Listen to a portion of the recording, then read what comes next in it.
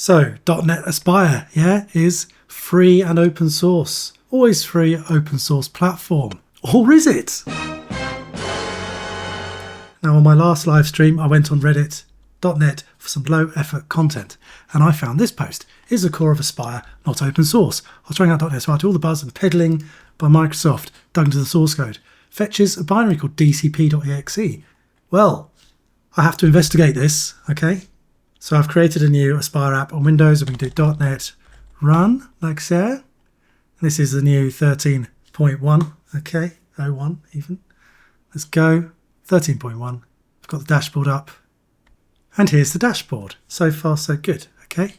But if we have a look in our NuGet packages, here, we can go to NuGet, Packages, Azure Hosting App Orchestration, Tools, and find this cheeky executable, dcp. What is this? I don't know. Okay, so let's try it on the Mac. So over here on the Mac, we can also do .NET run. Get us. This is a slightly older version of Aspire because I haven't updated my Mac build. Log into the dashboard, and here we go. Aspire running on Mac. Lovely. Let's take a look in the packages folder again and see what's there. Is it in exe? I wonder. Orchestration 9.3, quite old version, but it's still got this problem. DCP, fantastic.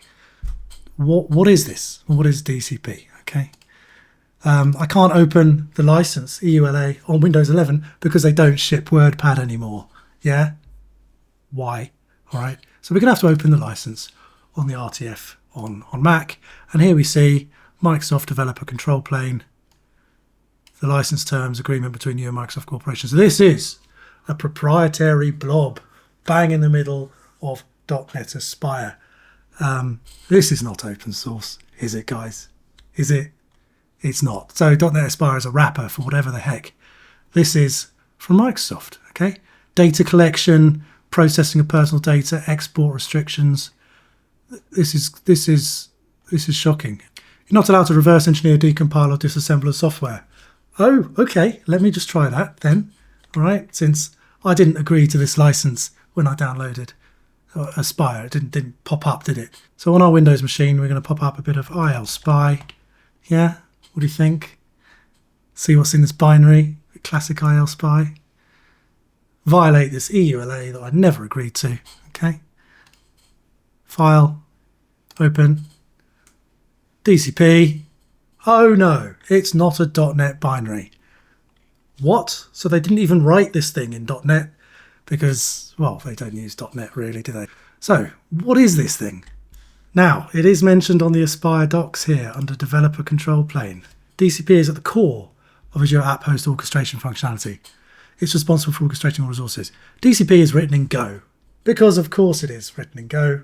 Because why would you use .NET to build cross-platform native binaries?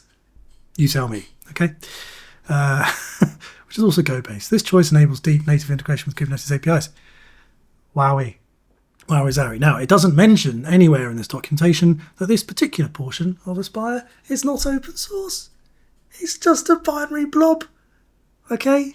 Now, how does it get the binary blob into the package?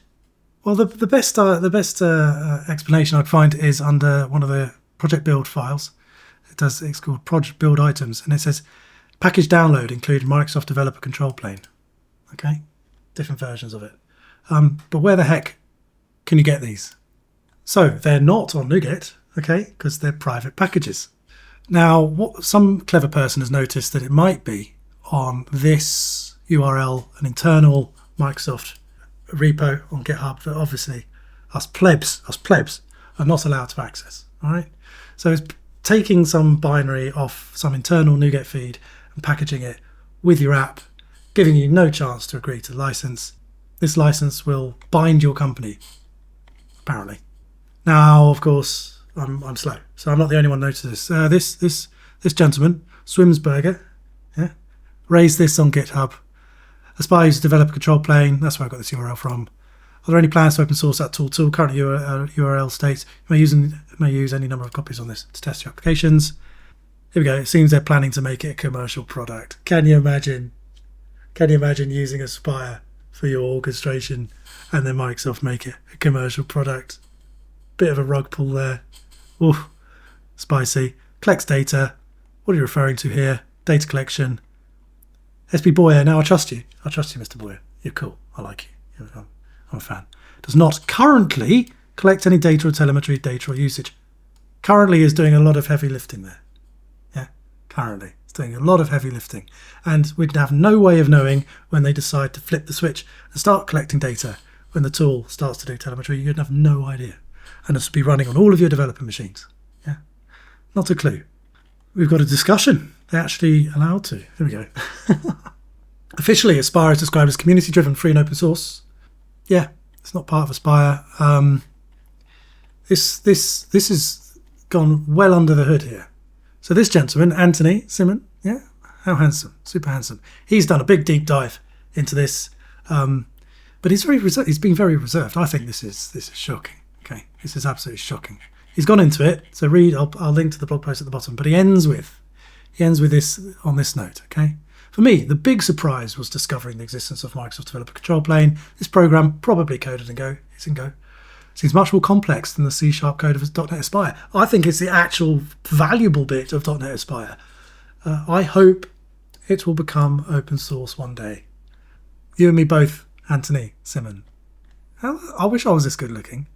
What's interesting, of course, is that .NET Aspire is under the .NET Foundation. And the .NET Foundation must use an OSI approved license. Is this really in the spirit of the OSI? That it's a wrapper around a binary blob? Is it? I mean, you cannot actually fork the repo and build a version of Aspire that can run on your developer machine itself entirely because you don't have access to the source of these packages. Whew. So here's an idea, team. So for Aspire 14, instead of doing GitHub Copilot integration and stuff like that, how about open sourcing the DCP server? Yeah, write it in .NET. What's wrong with .NET? Why is it written in Go? Yeah, how about open sourcing this thing? At least you can keep it in Go if you absolutely have to. It'd be really cool if you wrote it in .NET. Imagine a .NET Kubernetes orchestration app library API thing. That would be so cool. It would actually make .NET cool, which is supposed to be part of your job. Yeah. So, can I recommend .NET Aspire? Knowing this today? No, I cannot. You cannot write this with a straight face, calling it an open source platform, when there is a Microsoft proprietary binary blob smack bang in the middle. Please fix this, guys. If I've got the wrong end of the stick, which normally happens because I'm thick, okay.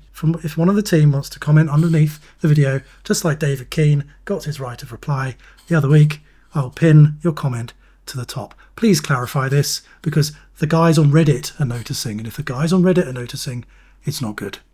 Thank you for watching.